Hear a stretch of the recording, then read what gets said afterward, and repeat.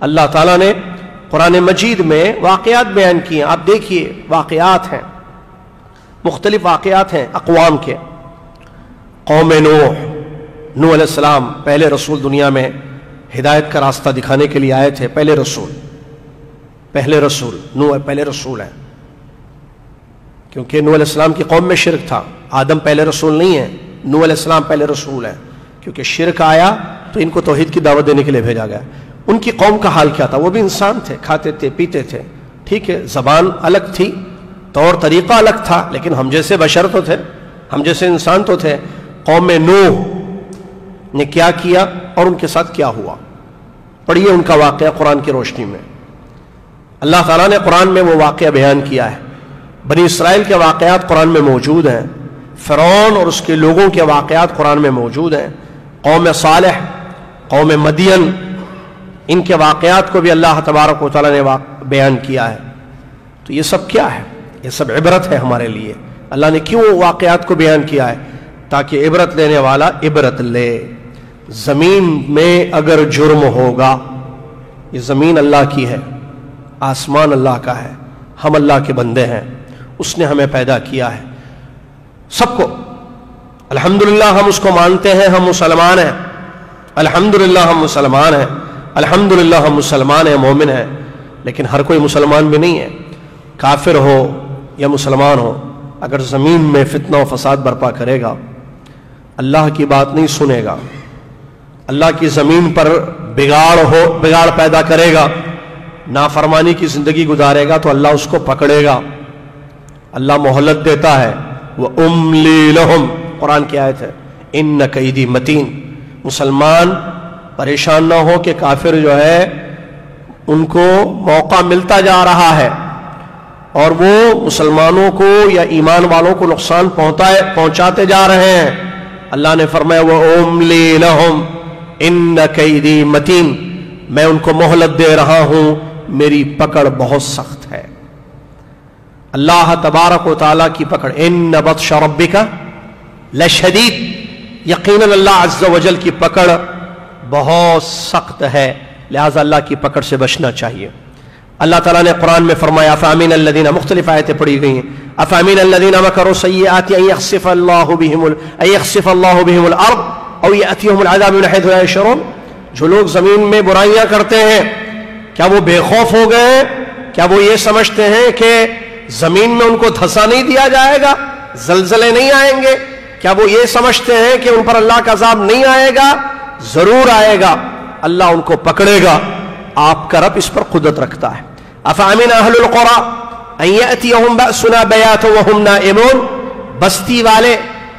بستی والے کیا بے خوف ہو گئے ہیں کہ وہ سوتے رہیں گے اور ان پر ہمارا عذاب آ جائے؟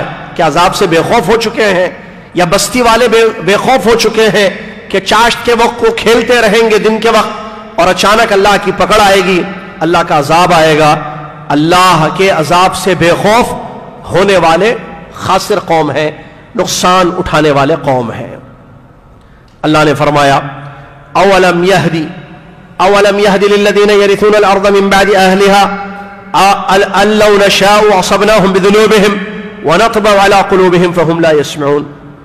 تلك القرى نقص عليك من انبائها ولقد جاءتهم رسلهم بالبينات فما كانوا ليؤمنوا بما كذبوا من قبل كذلك يطبع الله على قلوب الكافرين. یہ بھی آیت ہے جس میں اللہ تعالیٰ نے بیان فرمایا کہ زمین میں جب بستی میں جب گناہ ہونے لگتے ہیں تو یہ نہ سمجھیں کہ لوگ ہم پکڑیں گے نہیں, ہم پکڑیں گے اور ان کے دلوں پر مہر لگا دیں گے, پھر وہ حق بات کو سن نہیں پائیں گے. یہ بستیوں کے واقعات ہم نے آپ پر بیان کیے ہیں اے نبی صلی اللہ علیہ وسلم, اور لوگوں کے پاس پیغمبر واضح نشانیاں لے کر آ چکے. یہ قومیں جو پچھلی گزر چکی ہیں ان کے پاس پیغمبر آئے اللہ کی واضح نشانیاں لے کر, لیکن یہ لوگ ایمان نہیں لائے, تو اللہ تعالیٰ نے کافروں کے دلوں پر مہر لگا دیا. ایمان سے زندگی خالی ہوگی, بربادی ہوگی. نیک عمل سے زندگی خالی ہوگی, گناہوں کی زندگی گزاری جائے گی, تو پھر بربادی ہوگی, پھر کوئی بچ نہیں سکتا ہے. کچھ حدیثیں بھی پیش کی گئی ہیں اس کے متعلق. صحیح بخاری کی مشہور حدیث جو کشتی والوں کا واقعہ, جو مثال کشتی والوں کی مثال نبی علیہ الصلوۃ والسلام نے دی ہے. اس حدیث پر غور کیجئے کیا فرمایا اس میں نبی صلی اللہ علیہ وسلم نے. نعمان بن بشیر رضی اللہ تعالیٰ عنہما حدیث کے راوی ہیں.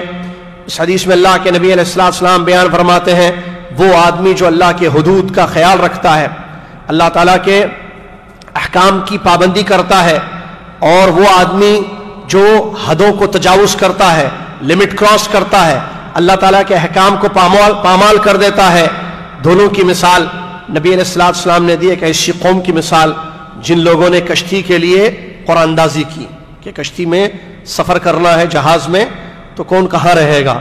قرآن اندازی کی تو بعض لوگوں کے حصے میں پہلا فلور آیا جہاز کا, بعض لوگوں کے حصے میں گراؤنڈ فلور آیا. تو جو لوگ نیچے گراؤنڈ فلور پہ تھے ان کو جب بھی پانی کی ضرورت پڑتی اوپر والے حصے میں جو لوگ تھے کشتی میں جہاز میں تو ان کے پاس جاتے اور پانی لیتے. تو ان لوگوں نے ایک مرتبہ سوچا کہ اپنے بھائیوں کو کیوں تکلیف دیں, کیوں نہ کشتی میں ایک سوراخ کر دیں. سمندر کا تو مسئلہ ہے, پانی ہی پانی ہے, سوراخ کر دیں گے تو پانی آ جائے گا, ہماری ضرورت پوری ہو جائے گی, بھائیوں کو تکلیف بھی نہیں ہوگی.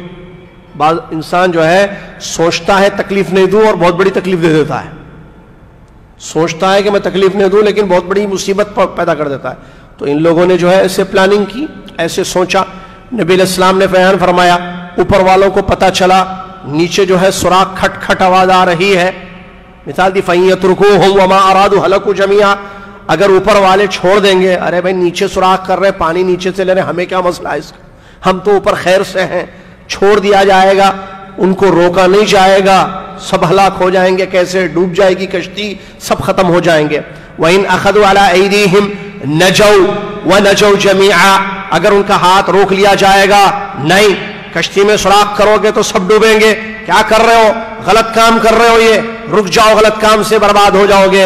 اگر ان کا ہاتھ پکڑ لیا جائے گا سب بچ جائیں گے. یہ مثال ہے, اگر برائیاں ہوں لوگوں میں اور اس کو روکا نہ جائے, انکار منکر کا معاملہ نہ ہو, نہیں المنکر کا فریضہ انجام نہ دیا جائے, اور بستی میں برائیاں ہونے لگے, زمین پر معاصی اور گناہ ہونے لگے, تو اللہ کا پھر عذاب آئے گا جس کی لپیٹ میں سب آ جائیں گے, سب ہلاک اور برباد ہو جائیں گے.